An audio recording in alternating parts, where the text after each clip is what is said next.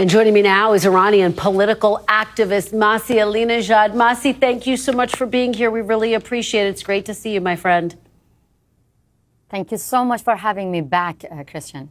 Of course. Well, we really appreciate your being back. The first time we are hearing from you, Masih, on this program since the war began. So we really appreciate your taking the time to be here. I want to start with the state of play. President Trump on Monday saying that he was going to pause attacks on Iran's power plants for 5 days as negotiations are taking place. So we are coming up to the end of that deadline. What do you make of that? And you've been warning about the implications, the impact of striking Iran's civilian infrastructure, saying it would be devastating.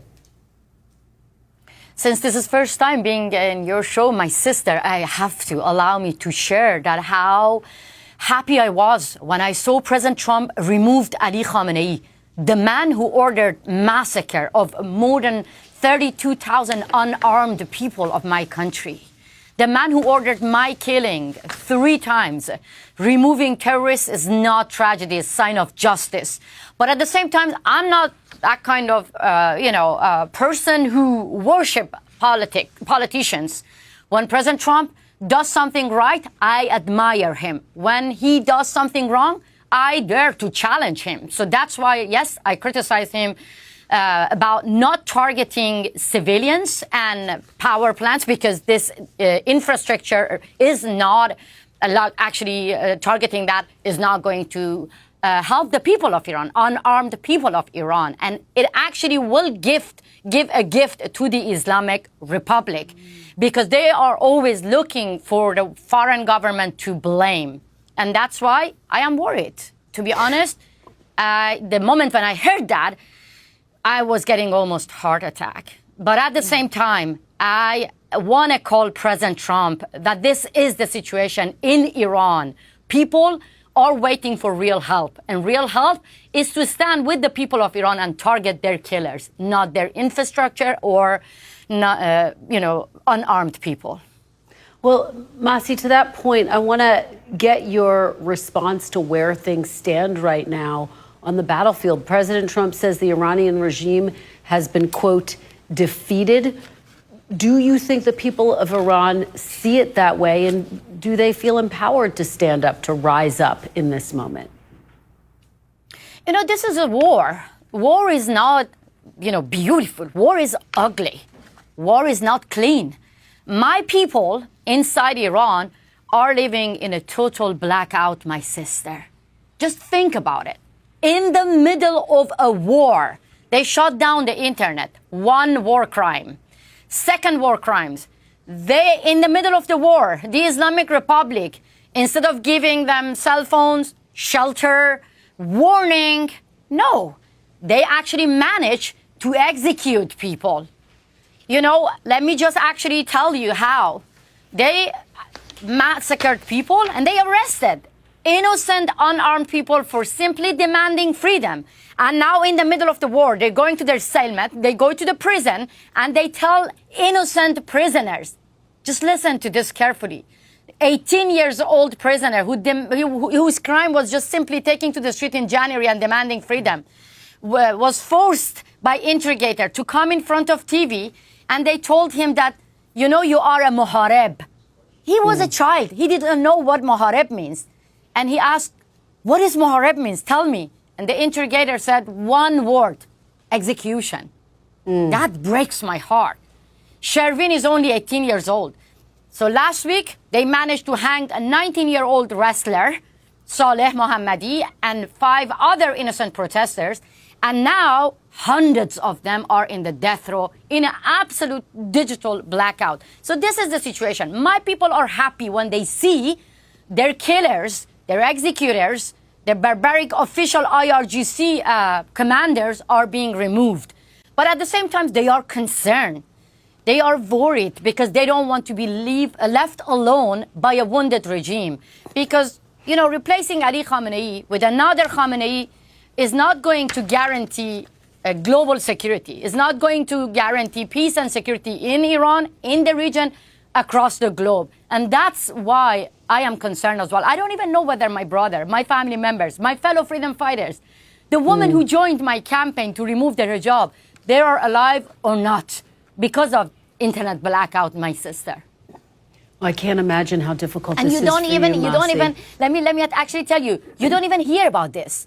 You don't even hear about this in the media. And that is beyond sad, because when you turn on the media, it's like a debate between Republicans and Democrats. And I'm really lost that how come people cannot put aside their political differences and think about people being massacred and put your hate, because a lot of people, I see that in America, no experience of living under war, no experience of living under Islamic Republic and executions, no experience of having their loved ones right now in the war zone and lecturing us Iranians about war and telling us that, wow, you really expect President Trump to help you? And I'm telling myself that how Democrats help us.